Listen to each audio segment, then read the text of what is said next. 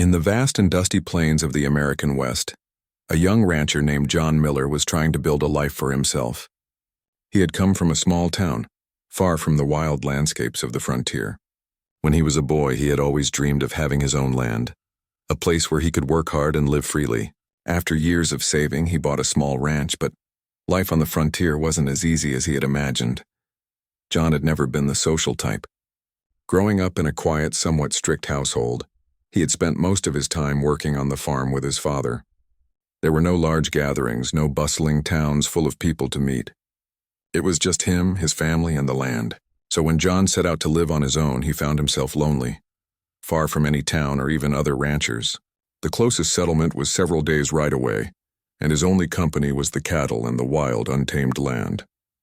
Each day, John woke up before the sun and worked tirelessly to make the ranch thrive. He fed the cattle, repaired fences, and tried to improve his land. But despite all his hard work, something was missing. There were no friends to share the day with, no one to talk to when the long hours of silence became overwhelming. In those moments, John often found himself questioning his choice to live alone. But he knew he couldn't turn back now. One afternoon, after spending most of the day repairing a section of fence, John decided to check on the cattle. The sky was clear and the sun hung low in the sky, casting long shadows over the plains. John had always loved the beauty of the land, the way the sun set over the hills and how the wind would move through the tall grass like a wave in the ocean. But that evening, the air felt heavy, as if something was about to change. Suddenly, dark clouds began to roll in from the west. Within minutes, the sky grew thick with rain clouds and a sharp wind whipped across the land. John knew that a storm was coming, and quickly he urged his horse into a gallop to head back to the cabin. The trail was narrow and the wind made it difficult to see. The rain started to fall in heavy sheets, drenching John and his horse as they rode through the downpour. The thunder crashed, so loud it felt like it was shaking the very ground beneath him. The storm was worse than he had expected. Within moments, the sky was alive with flashes of lightning, and the road became a slippery mess of mud. John had been riding for hours and was still far from his cabin. He knew he couldn't make it back in time. The wind howled in his ears and the rain pounded his back, soaking him to the bone. There was no way he could keep riding in this storm, so he decided to look for shelter.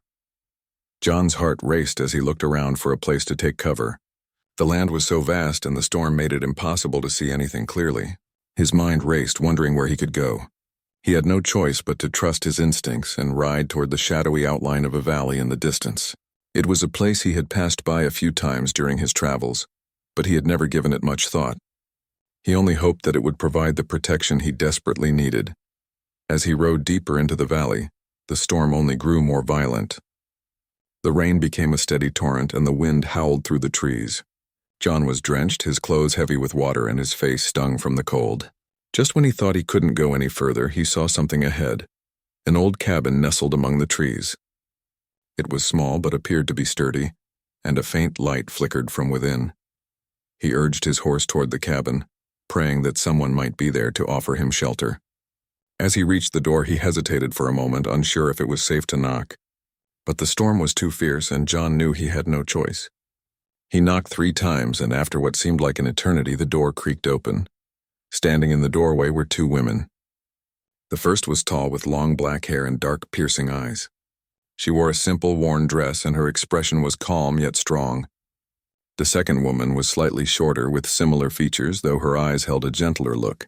She smiled warmly when she saw John, but there was also a flicker of caution in her eyes. "Come in, you'll catch your death out there," the taller woman said in a soft but firm voice. John was taken aback. He had not expected to find anyone out here in such a remote place. I didn't mean to intrude," he stammered, his voice barely audible over the sound of the storm. "Nonsense," the shorter woman said kindly. "The storm will pass, but you need to warm up. Come inside and dry off." John stepped inside the cabin, grateful for the warmth that immediately greeted him.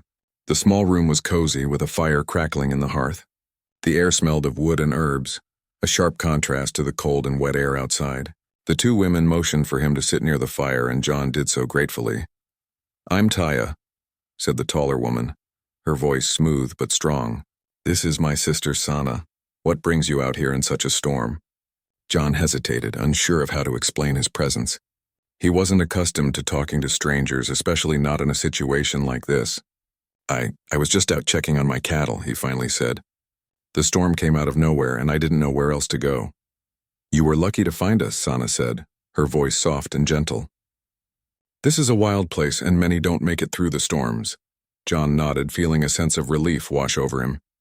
He had always been used to solitude, but there was something about these women that made him feel safe. They didn't seem afraid of him or judgmental. Instead, they seemed calm and in control, as if they had lived through many storms before. The rain continued to pour outside, but inside the cabin the warmth and safety were a welcome relief. Taya and Sana offered John a seat by the fire, and they quickly prepared a meal of dried meat and beans. The conversation was slow at first, as John wasn't sure what to say. But slowly, he found himself opening up, telling the sisters about his life on the ranch, his dreams, and his struggles. The more they talked, the more John realized how different life could be. Taya and Sana weren't like anyone he had ever met. They were strong and independent, and there was something about their presence that made John feel both comfortable and curious. He had never interacted much with women, let alone women who seemed so capable and unbothered by the rough life they led in the wilderness. As the storm raged outside, John stayed with Taya and Sana that night. He had never been in a place like this before, and as he sat by the fire listening to the crackling wood and the rain pounding on the roof, he felt a strange sense of peace. He was no longer alone. The storm might have been terrifying, but in that cabin, surrounded by the warmth of the fire and the kindness of two women, John felt for the first time in a long while that maybe he wasn't so lost after all. John had never imagined that he would find shelter in the middle of the wilderness with two women from a completely different world. The storm had forced him to seek refuge in their cabin, and now, as the fire crackled and the night grew quieter, he sat, cautiously observing his hosts. He was grateful for their kindness, but also felt an awkwardness that he couldn't quite shake. After all, he was a stranger here, a young rancher from a small, quiet town who had never really been around people like Taya and Sana. Taya, the older sister, had a calm strength about her. She was confident in everything she did. Whether it was moving around the cabin, preparing food, or simply looking at John, she exuded a sense of quiet authority. She had dark eyes that seemed to take everything in, but there was no judgment in her gaze, just an understanding of the world and its complexities. Her presence made John feel small in a way he wasn't used to, as if he was in the presence of someone who had seen much more than he ever would. Sana, the younger sister, was a contrast. Where Taya was calm and collected, Sana was warm and approachable. She spoke in a gentle tone, but there was a fire in her words that made John feel both at ease and curious. She had a way of making everyone feel comfortable, as though nothing was out of place. But every now and then, there was a flicker of something in her eyes, something that made John wonder just how much she had seen in her own life. John's thoughts were interrupted as Taya handed him a bowl of food. The beans and dried meat were simple, but they tasted warm and comforting, a stark contrast to the cold and wet world outside. Eat, Taya said, her voice steady. You need to recover from the storm. You'll need all your strength tomorrow. John nodded, grateful for the food. He was starving, having ridden all day with no chance to eat. But as he took the first bite, he couldn't help but feel the tension between him and the sisters. He wasn't sure how to act. Should he try to make small talk? Should he ask them about their lives? It seemed like there was so much he didn't understand about them, about their way of life. The cabin was small, with a low ceiling and only a few simple pieces of furniture, wooden chairs, a rough-hewn table, and shelves with jars of herbs and dried plants. There was a smell of smoke in the air from the fire that had been burning for hours. It felt different from any place John had ever been. It wasn't just the cabin itself, but the way the sisters carried themselves. They were so at home here, so familiar with everything around them. It made John feel like an outsider in a world that wasn't his. So you live here all alone? John asked, trying to make conversation. In the middle of nowhere? Taya looked up from the fire and nodded, her expression unreadable. This is our land. It's been our family's home for generations. We don't need much beyond what the land provides. John raised his eyebrows. Generations, that's impressive. "We know how to survive," Sana added with a soft smile. "The land gives us what we need if we take care of it." John wasn't sure what to say next.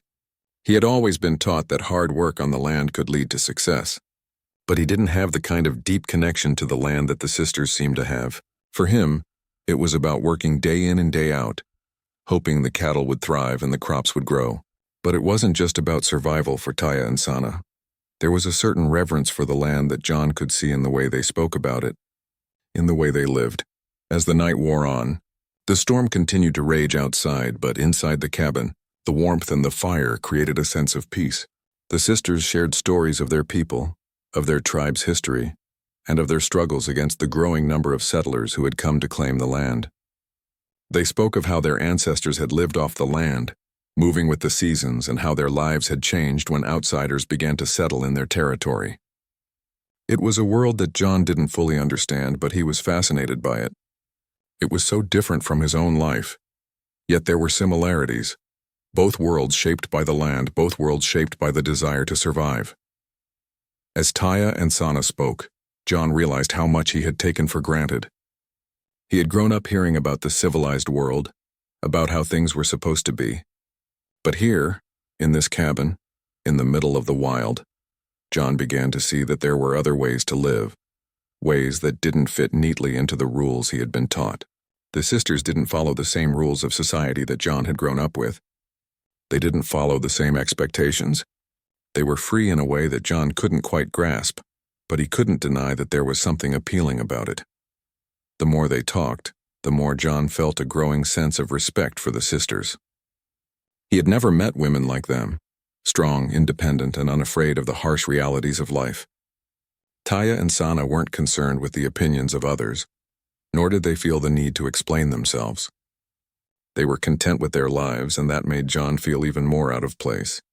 He had always been driven by a need to prove himself, to work hard and build something that others could see. But Taya and Sana had no need for approval from anyone. They simply lived, and that was enough for them. As the evening grew late, the storm began to ease. The wind died down, and the rain slowed to a soft drizzle. The air inside the cabin grew warmer, and the fire burned lower. Taya and Sana began to prepare a place for John to sleep. They gave him a blanket and a spot by the fire, and John gratefully accepted. The bedroll felt comfortable, and the warmth from the fire seeped into his bones, making him feel drowsy. Before he lay down, John couldn't help but think about the strange situation he had found himself in. Here he was, alone in the wilderness with two women who had welcomed him without question, without hesitation. He had always been taught to keep to himself, to be cautious around strangers, and yet the sisters had offered him nothing but kindness. It was hard for John to understand why. Maybe it was because they saw something in him, something that made him worthy of their trust. Or maybe they simply didn't judge him based on where he came from or what he had done. Whatever it was, John couldn't shake the feeling that he had just stepped into a world that was vastly different from his own, and that somehow he was beginning to belong here. As he closed his eyes and drifted off to sleep, the sound of the rain outside seemed to fade away. For the first time in a long while, John felt at peace. He wasn't alone anymore. There was a connection here, a bond that he couldn't yet explain, but one that was slowly growing between him and the sisters. As the days passed, the storm that had brought John to the cabin slowly faded, and the sky cleared. The land outside was still soaked from the rain, but the sun began to warm the earth, bringing the promise of better weather. John, now settled into his temporary refuge with Taya and Sana, found himself adjusting to the rhythms of their lives. Every morning he helped with the chores, feeding the few animals the sisters kept and tending to the small vegetable garden they had planted. The work wasn't hard, but it was different from what John had known. The sisters didn't rush through their tasks as he often did with his own cattle and ranch. Instead, they worked quietly, efficiently, and with a certain calmness that John found both fascinating and calming. There was something about the way they moved with purpose that made John realize how much he had been living with a constant rush in his own life. Everything was a race for him, from morning until night. One afternoon, while they were working together in the garden, Taya and Sana told John more about the land they called home. It wasn't just a place for them to live. It was a place that held the history of their people. Taya explained how the land had been passed down through generations of their ancestors, and how it was sacred to them. "We are the caretakers of this land," she said simply, looking out at the vast stretch of wilderness that surrounded them. "It provides everything we need, but we must also give back to it, care for it. Our people have lived here for centuries." John listened intently, trying to understand their deep connection to the land. He had never thought about the land in the way they did. For him, the land was just a place to work, to plant crops, and to raise cattle. But for Taya and Sana, it was more than that.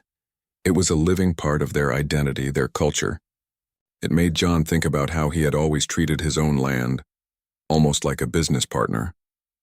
He worked hard, and the land paid him back with what he needed to survive. But he had never thought of it as something with its own spirit, something that deserved respect in the same way a person might.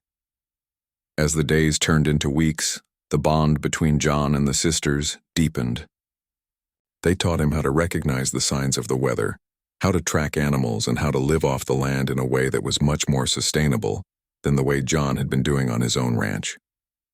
They showed him how to gather herbs from the forest for healing, how to use plants to cure ailments, and how to live with the rhythms of nature instead of fighting against them.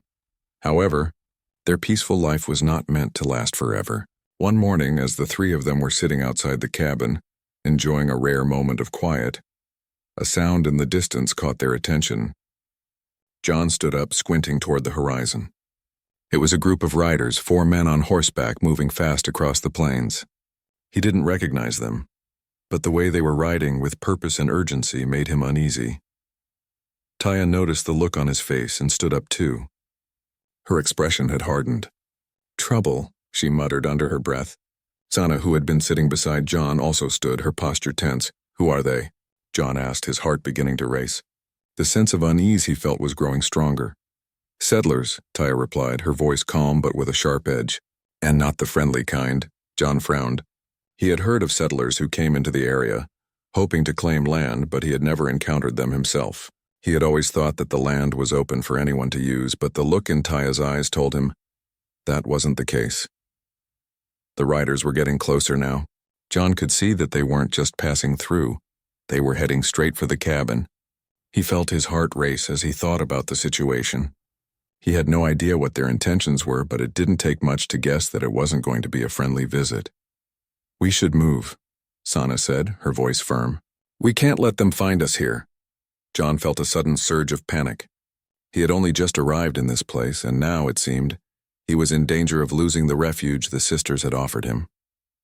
The men were close now, and it seemed like there was no way to avoid them. Taya turned to John. "You don't need to get involved," she said, her voice steady. "Stay here. We'll handle this." John opened his mouth to argue, but quickly closed it.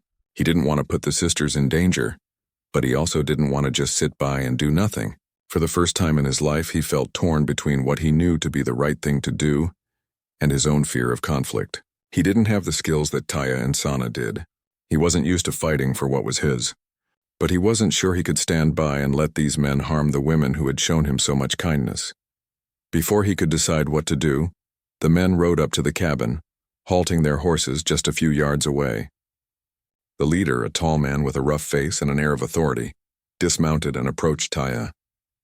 "I know you're here," he said, his voice gruff. "You've been living on land that belongs to us.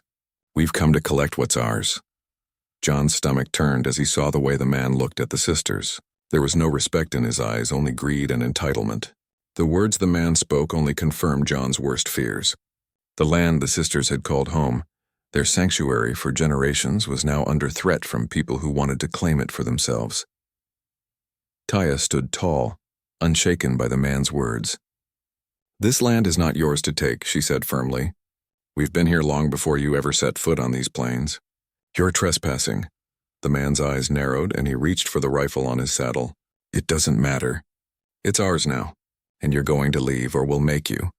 John's heart was pounding. He could see that the situation was escalating and he didn't know what to do. Taya and Sana were brave, but there were 4 men, and they were heavily armed. Even with all their knowledge of the land, they couldn't fight off an entire group of armed men without risking their lives.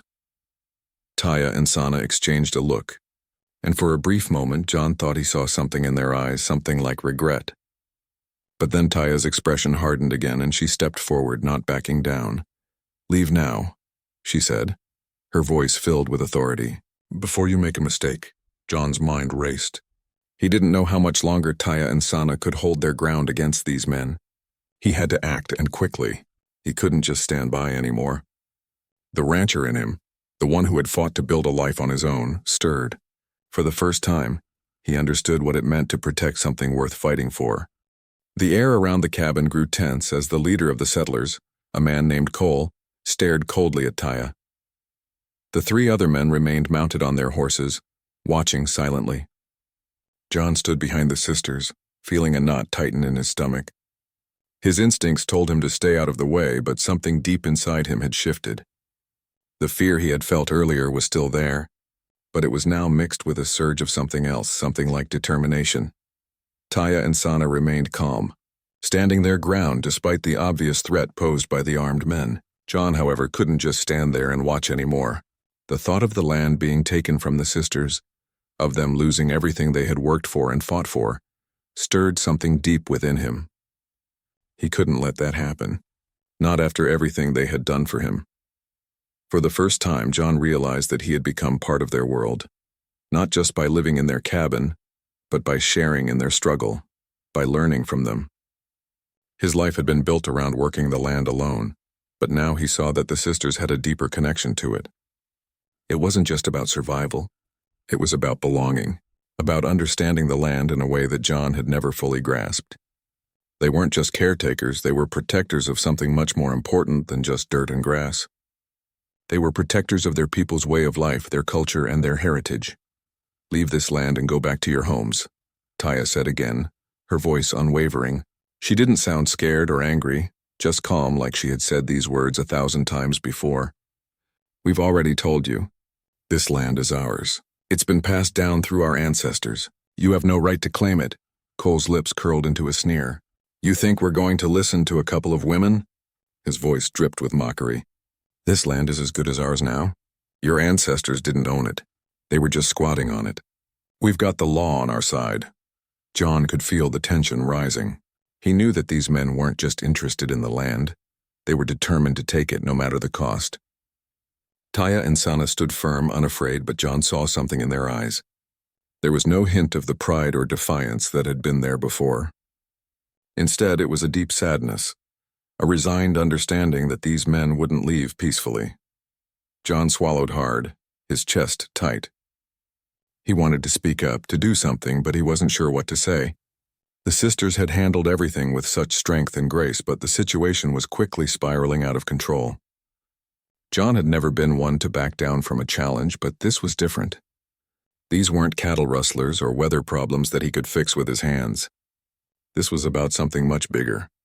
This was about the future. "Please," John finally said, his voice shaking a little. "There must be some way we can work this out. There's no need for violence. Just leave and—" Cole's expression twisted, and before John could finish, the settler leader cut him off. "Stay out of this, rancher. You're nothing but a guest here. You have no claim to this land and you're not going to change anything." John felt his heart race. The words stung more than he expected. He was nothing here. Just an outsider who had found shelter in this cabin, who had relied on the kindness of strangers. They were right. He hadn't earned his place. He had no claim to the land, no right to speak up. But something in him refused to accept that. Something inside John snapped. This was no longer just about the sisters' land.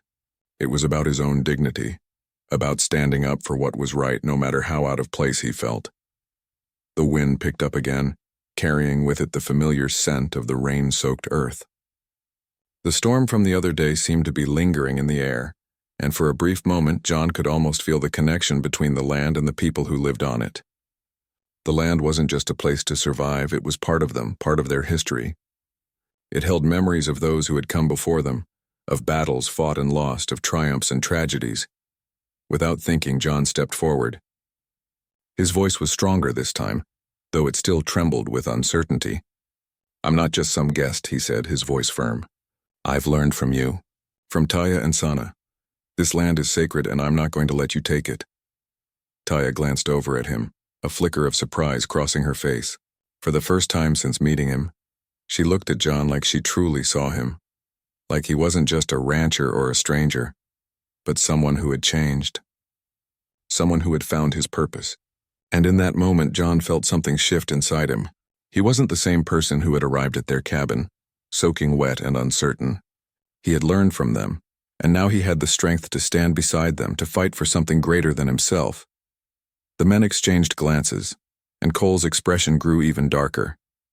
"You want to fight for them, rancher?" he said, his voice low with menace. "You don't know what you're dealing with." John didn't back down.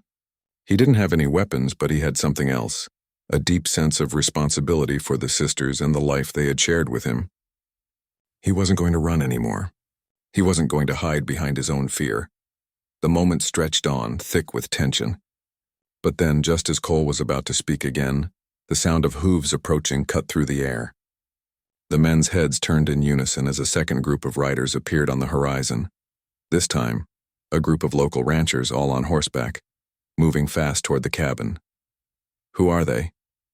One of the settlers muttered, his hand hovering over the rifle on his saddle. "They're with me," John said, his voice steady. He didn't know how the other ranchers had found out about the situation, but he was grateful for their arrival. In a way, it was like the land itself was protecting them, offering the strength they needed when they couldn't find it on their own. The settlers hesitated, the sudden appearance of reinforcements making them think twice. Taya and Sana stood quietly, their faces unreadable, but John could see the tension in their posture. They knew the danger wasn't over. Even with the new arrivals, the settlers could still cause trouble. The leader of the ranchers, a grizzled man named Hank, rode up to Cole, his voice calm but firm. "You're trespassing," he said. "This land belongs to Taya and Sana. It's theirs, and you'd better turn around before you regret it." Cole scowled, but there was no more defiance in his eyes. He knew he was outnumbered, and in the face of the group of ranchers, his bravado began to fade. After a long, tense pause, he spat on the ground and gave a sharp nod to his men. "This isn't over," he growled, before turning his horse and riding off with the others. John let out a long breath, his muscles still tense with adrenaline. For a moment he stood in stunned silence, unsure of what had just happened. They had won, but it didn't feel like a victory. It felt like the beginning of something much bigger. Taya and Sana exchanged a glance, and then Taya turned to John. "You did well," she said, her voice steady but warm. John nodded, feeling a mixture of pride and exhaustion. He had taken his first real stand. He had fought for what was right, and now the world felt different. The land, the people, it all seemed connected in a way he had never imagined before. And in that moment, John understood something deep within himself. He wasn't just a rancher anymore.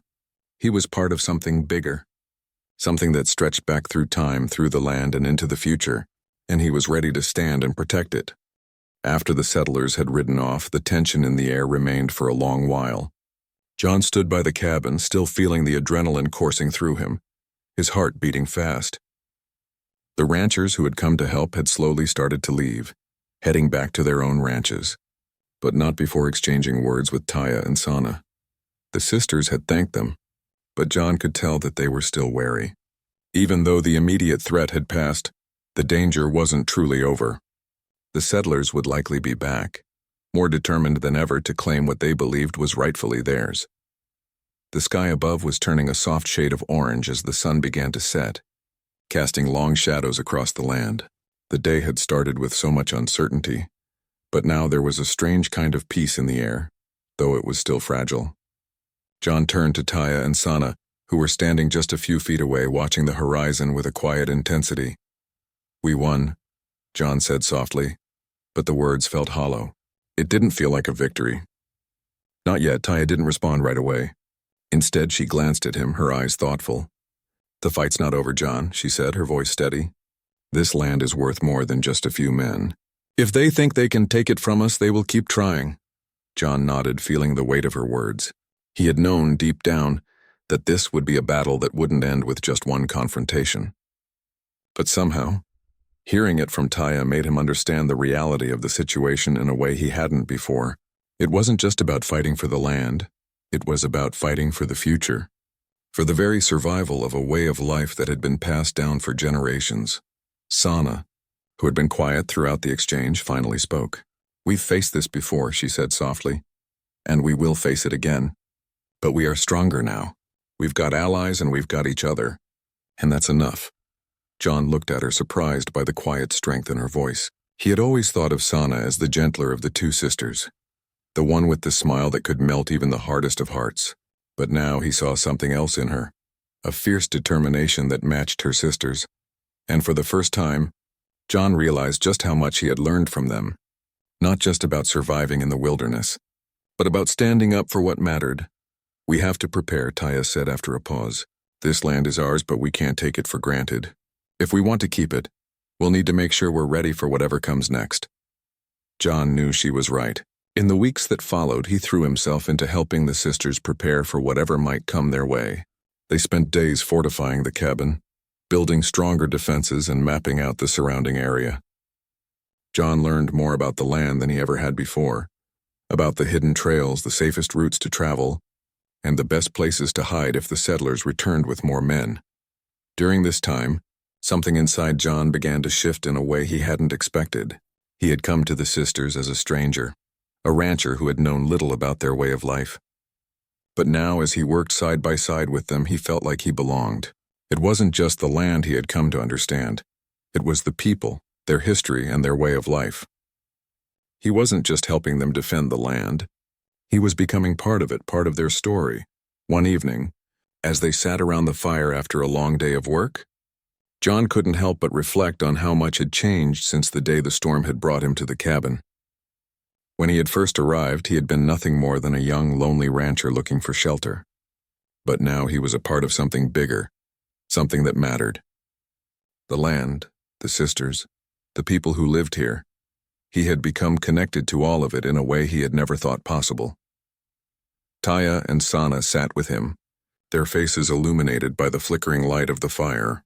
They didn't need to say much, they simply shared the moment with him. It was the kind of silence that spoke volumes, filled with a shared understanding of the struggles they had faced and the battles they would continue to fight. It wasn't just the physical fight to protect their land that bound them together, but the emotional and spiritual connection to something larger than themselves. It was a bond forged through hardship, respect, and mutual support. "I never thought I'd end up like this," John said suddenly, breaking the silence.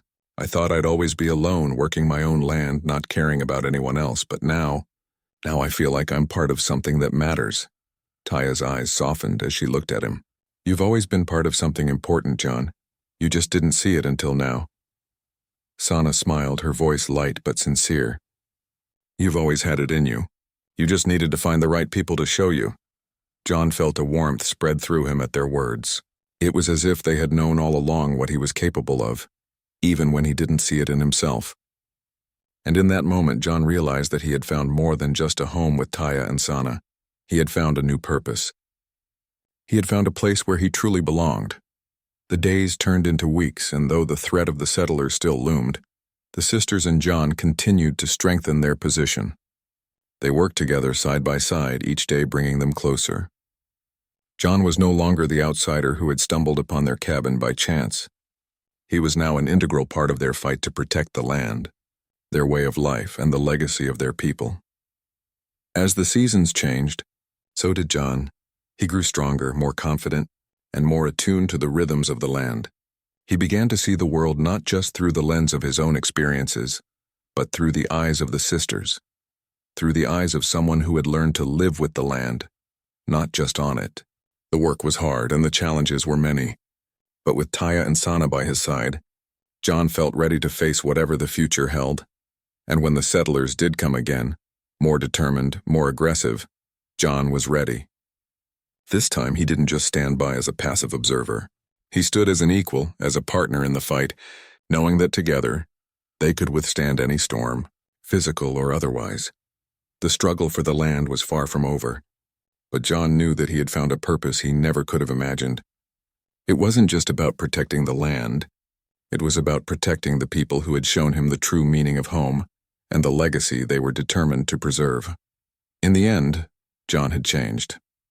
The man who had once been a lonely rancher, unsure of his place in the world, had found his true calling. He was no longer just a man of the land. He was a protector of it, and he had a family now in Taya and Sana. Together, they would continue the fight, not just for survival, but for a future where the land remained free and sacred, a future they would build together.